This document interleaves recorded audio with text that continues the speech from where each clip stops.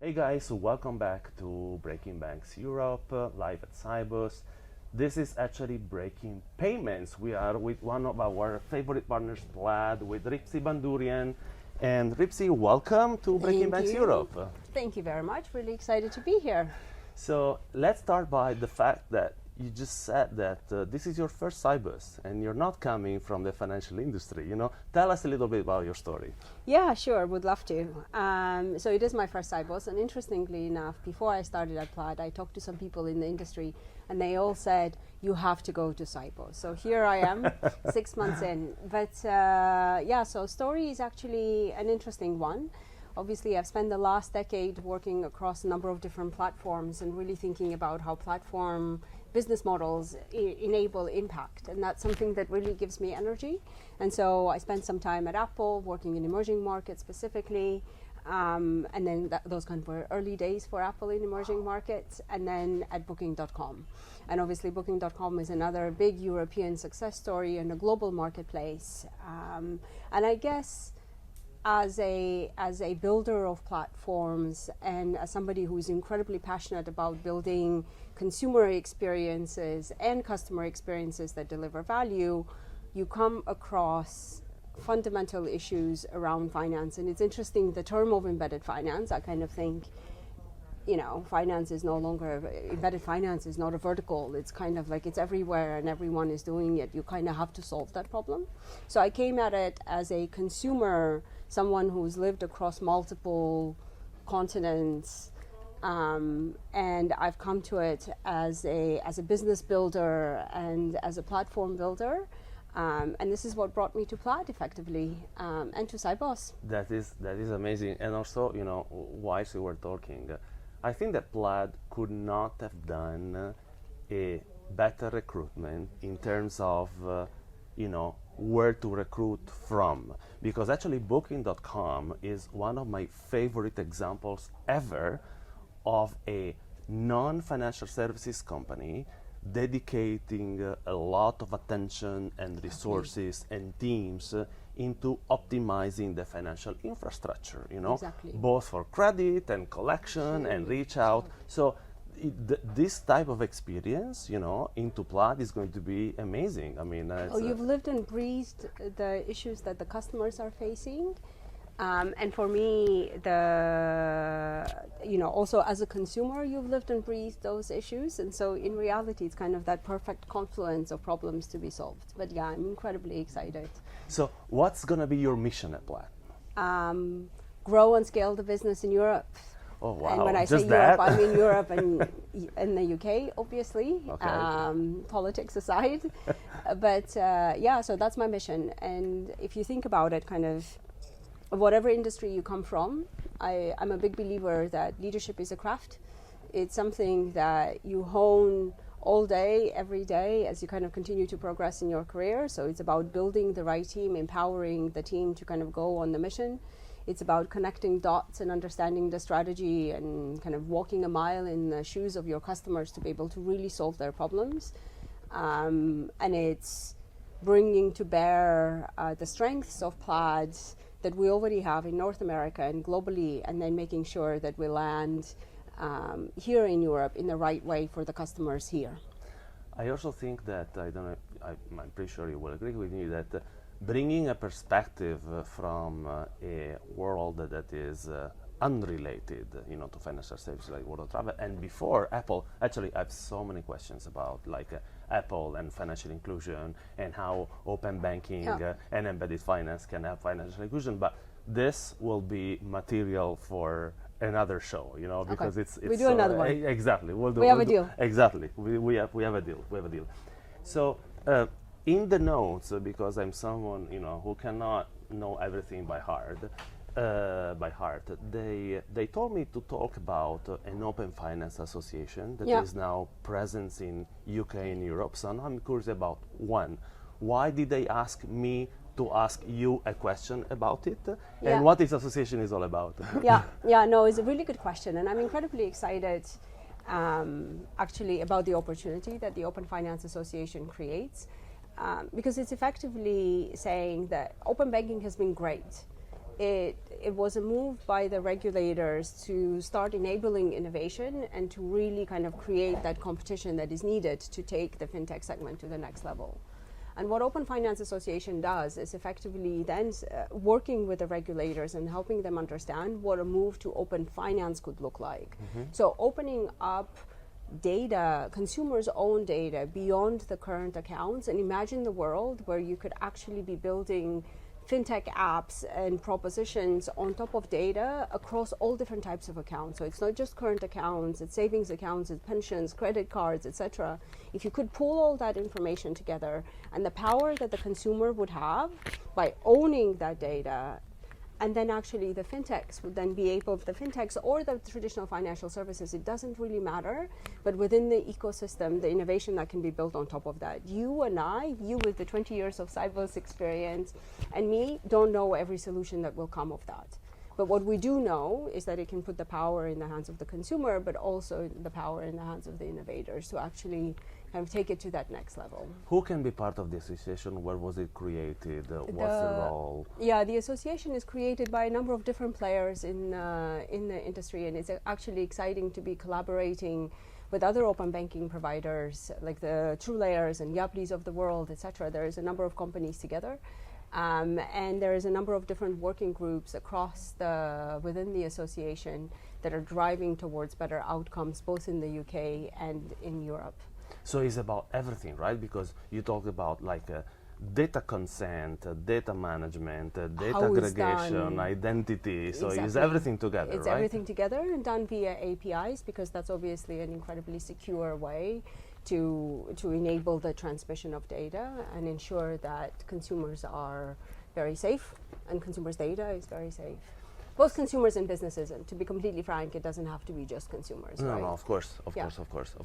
Okay, now, back into like your SIBOS experience, and I know I'm very curious about how like a fresh new eye is coming into like the financial industry, like old and heavy, I'm saying old because SIBOS is over 40 something years old as an event, right? How does it feel, and which type of conversation did you have so far? Yeah, still starting to have my conversations. Today's my day one at the conference, actually. Oh, so wow. you're my first Okay. conversally officially in the walls of this building. Officially, okay. But I'm sure you talked about a couple of banks before, yeah, right? Yeah, exactly. No, I think for me, kind of my biggest insight and takeaway is that there is, and I talk a lot about this, it's kind of like a convergence of things that are happening. It's the readiness of the technology, readiness of the regulators, it's consumer behaviors driving. All of these things coming together, enforcing more and more innovation to happen. So it's funny, I don't necessarily see it as kind of old, and I see opportunity everywhere I go, but that's probably me, and I'm an optimist. I totally understand you. That's why it's still coming, right? Yeah, exactly. Yeah. Okay. And I think when you have the wealth of experience that you have at an event like this, I've been speaking with people who are looking at kind of share distribution, you're talking to people who are doing corporate money movement, et cetera, et cetera. There's just so much technicality and opportunity in every corner you look at. It's incredibly exciting. So, there is a discovery zone next to the InnoTribe, like a conference area, full of startups. Okay.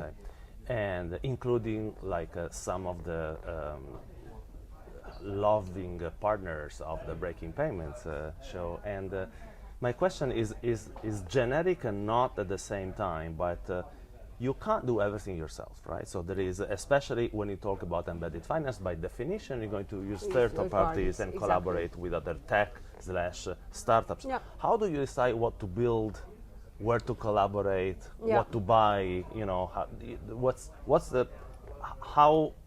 What's the process, to decide with whom to collaborate? No, it's I think it's an incredibly important question, and it's interesting tying it back to your previous question, because there is so much opportunity. I think building everything yourself across every part of the stack is a very expensive way to start. And coming from tech, my ethos is you need to kind of get and validate the problem and continue to be able to improve on the problem solution. And by doing everything yourself is probably too expensive. And so the way I think about it, and like for Plaid, for instance, we have our payment partner ecosystem that we launched last year. And so we effectively take our onboarding solution and account funding solution and then are able to distribute that via payment partners. And that goes from the likes of Square to Nuvei to Dwolla, a whole Molly based here in Amsterdam. So it's incredibly exciting to be able to kind of explore these new opportunities and think about what different types of partnerships you look like. And then within each one of those, there's a varying degree of integration and how the partners will use Plaid's products and how they will actually improve the experience of their customers and end users. So to me, I think it's very much an ecosystem play, and across a number of different ways you can play it. I mean, we also partner with players like Currency Cloud, etc. So there are different ways to kind of think about banking as a service, PSPs, etc. that play within the ecosystem. And to me, partnership is very much the path. So without sharing the names, because we don't want you to spoil or to reveal things that you want, but what are the 3 meetings without naming the counterparties that you're most looking forward to here at SIBOS? Yeah. You can name 2 if you don't have 3. Huh? Yeah, I'll name a few. So there's a few that I'm really excited about speaking with the banks.